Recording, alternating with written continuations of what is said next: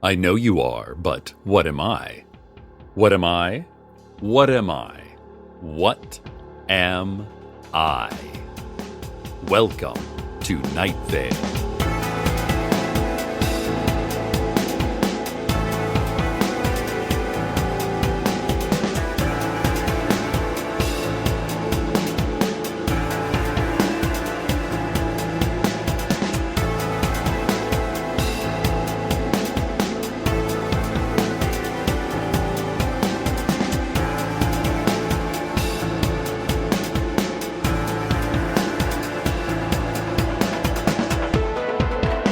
I should start today with something happy. In his speech yesterday honoring the life of old woman Josie, Larry Leroy, out on the edge of town, and Josie's closest neighbor, told a story about his pickup breaking down a few years ago. Josie had stopped on the roadside to help him push the old Chevy the mile or so to his house. In the last few hundred feet, the truck picked up momentum on the sloped road, and it rolled out of their control into a large cactus. They heard a surprised yelp and saw Telly the barber, wide-eyed and sweating, holding a pair of shears. Josie and Larry laughed and laughed. Even the surprised Telly laughed. Larry then asked Telly why he was cutting that cactus's hair. Telly gulped and ran away, still laughing and sweating profusely. Larry told the gathered mourners that he didn't have many friends in town, but old woman Josie was always kind to him, always a smile, always happy to help, always good for a giggle when she caught Telly giving cacti haircuts. The services were beautiful, you know that. You were all there. We were all there. I know I said gathered mourners, but in a way, we were gathered celebrants, extolling the great life of a great woman, now gone. Today is the scattering of her ashes, and the city is working to fulfill Josie's wishes. They are joined in this endeavor by several beings claiming to be angels. And the city is trying to ignore the angels' request to help because it is illegal to acknowledge the existence of angels. So we'll see how this goes. The dozens of five-headed dragons who came to our world after the botched yet partially successful execution of fellow dragon Hiram McDaniels are still in town. Hiram's sister, Hadassah, had promised vengeance for the wrongful murder of Hiram's violet head. But after several weeks of setting fire to local businesses and devouring a few of the more muscular human citizens, the dragons have gone mostly silent. Their aggressions now limited to some blatant jaywalking and loitering. There has been one report of an unidentified five-headed dragon hurling a crumpled Fresca can basketball style at a trash bin, missing the trash bin wildly, and then picking the soda can up and gently tossing it into the bin, only to have it clumsily fall out and back onto the ground. Onlookers were shocked to see that the dragon did not even attempt a third putback, and the can is still lying on the ground this very moment. The can is still on the ground. Mayor Cardinal has called on the sheriff for stricter enforcement of minor offenses so they do not escalate into more sinister crimes. Plus, she added, if we do not clean litter from our curbs, the street cleaners might show up, and we simply cannot afford the loss of innocent lives that would cause. More on this as it develops. Josie's daughter, Alondra Ortiz, who came to town last year to be with her ailing mother until Josie passed away, is now sorting through Josie's estate and documents. Alondra said she found no will in Josie's files, only a piece of paper that said, "It all belongs to the angels." But Alondra noted the handwriting was written shakily in thick magic marker, and every word but "it" and "thee" was misspelled. She believes the beings who claim to be angels wrote this, not her mother. The angels responded, "Nuh-uh," and then nervously wiped their brows with clearly ink-stained hands. Alondra hired an estate lawyer to help sort out liquidation of her mother's assets. Alondra said she just wants to be done with all this and go back home. When asked where home was, Alondra responded, "I don't remember." "Why can't I remember?" "That's not important. I mean, it's super important, but not to this discussion." "Oh God, what is wrong with me? With this town?" A single-engine plane then flew across the horizon behind her, trailing a banner that read, "Oh, I found some teeth."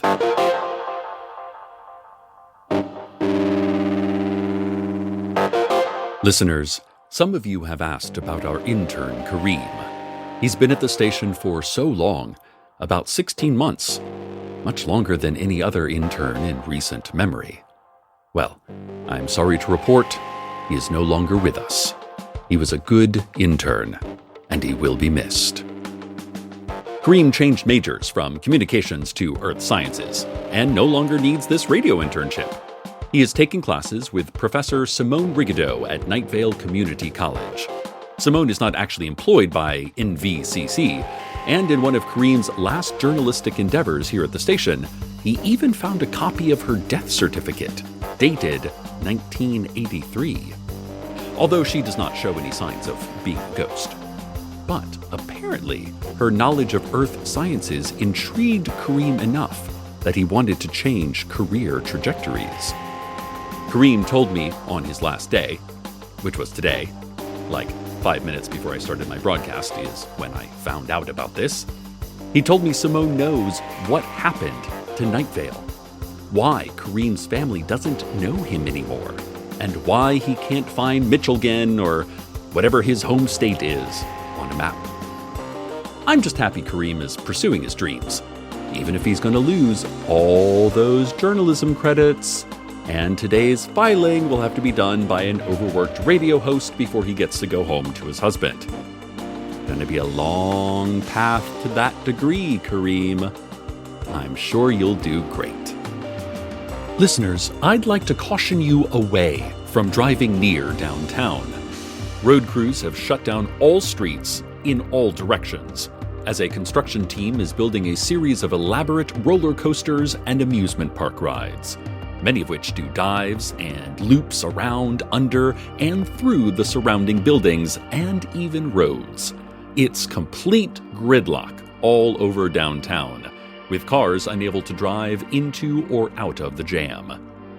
On the plus side, there's a pretty cool-looking Aquaman ride that does a double-twisting loop through a large pool of water that is elevated more than 50 feet off the ground.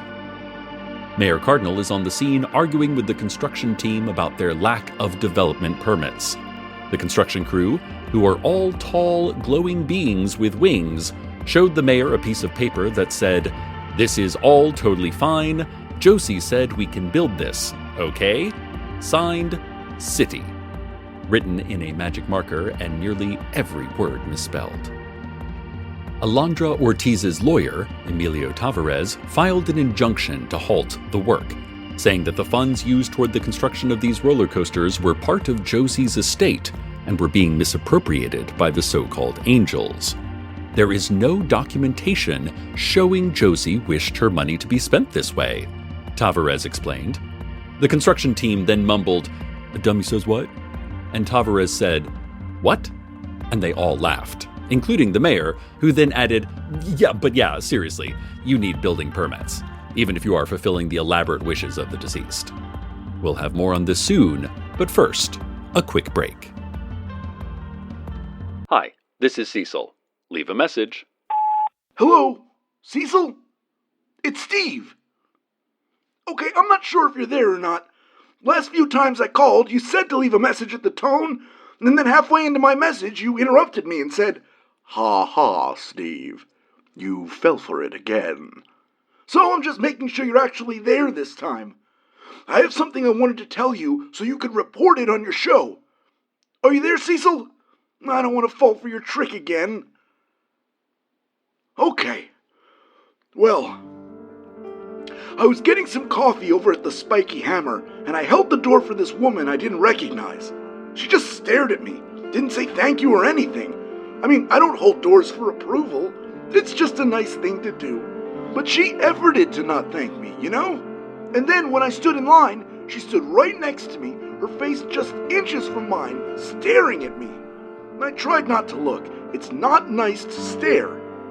She didn't say anything for the longest time, but right as I placed my order, a large Gravlax macchiato with quad shot and whipped cream, she started whispering loudly in my ear.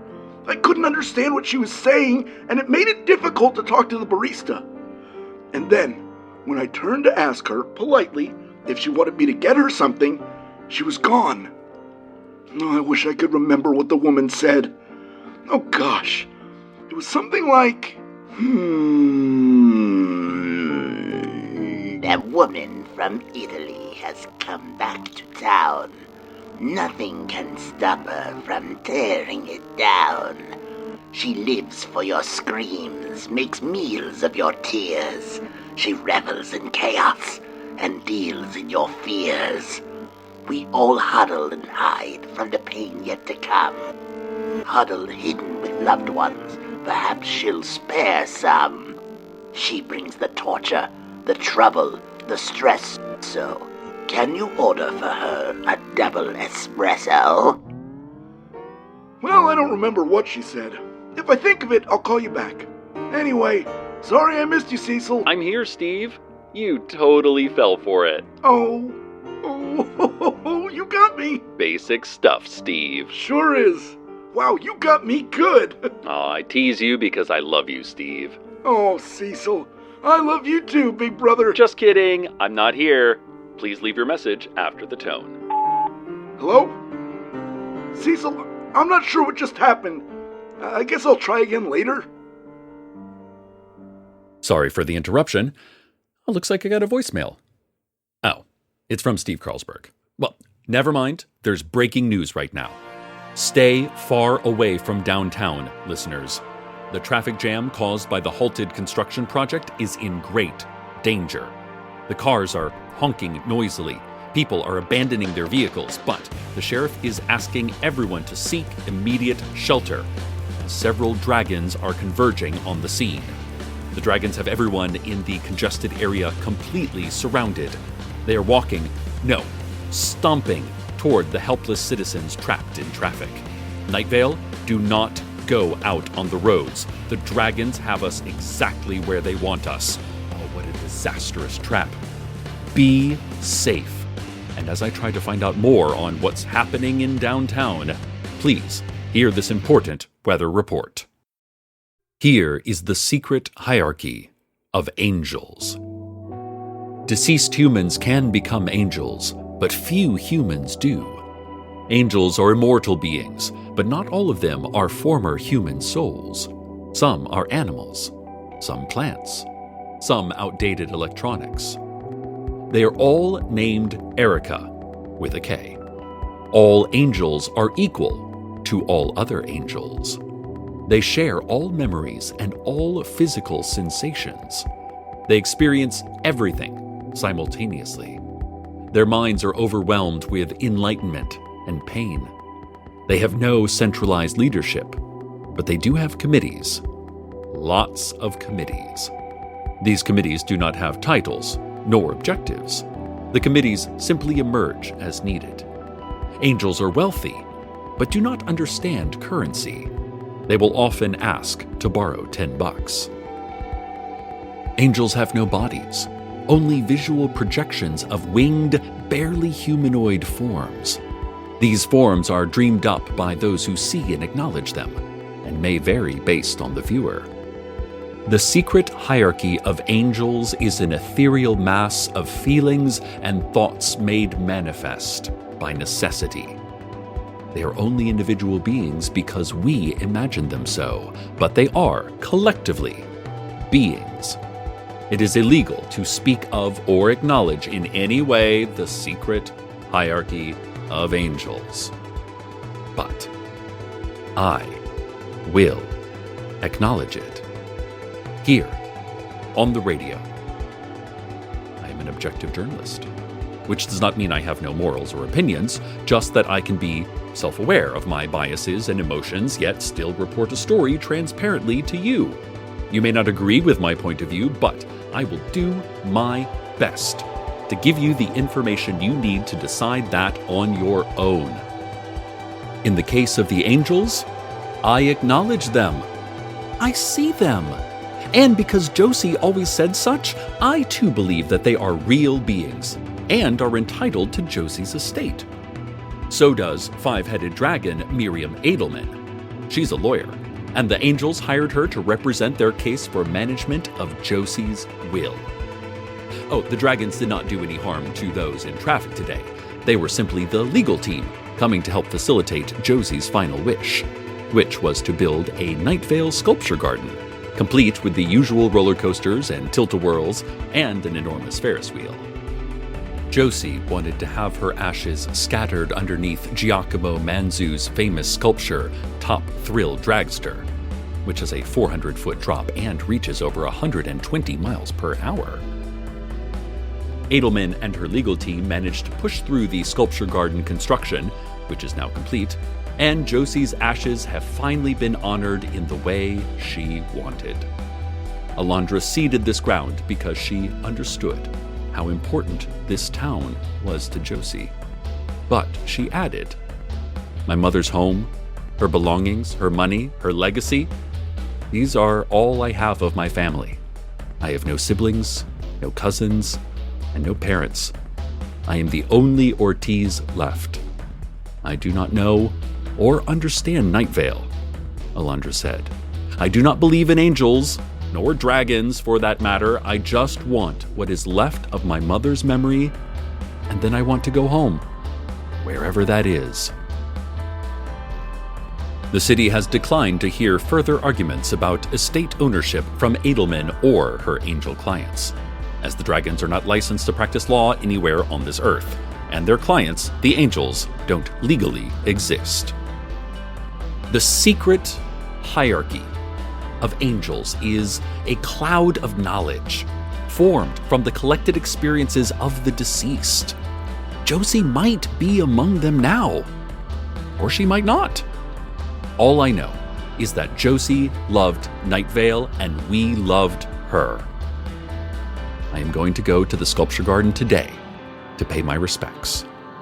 Carlos and I will hold hands and lay flowers at the ash-strewn base of Manzu's towering masterpiece of contemporary sculpture.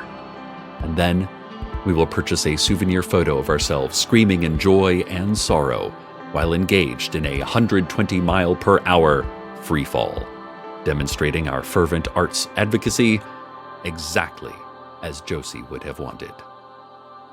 I hope all of you will join me in honoring not only the life of Josefina Ortiz, but the lives of the angels who loved her too.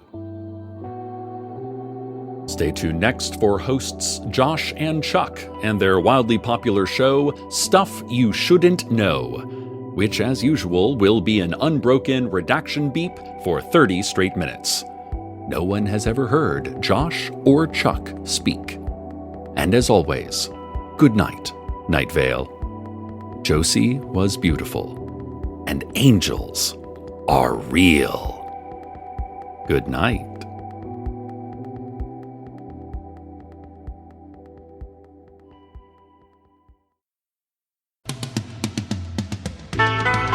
Welcome to Night Vale is a production of Night Vale Presents. It is written by Joseph Fink and Jeffrey Craner and produced by Joseph Fink.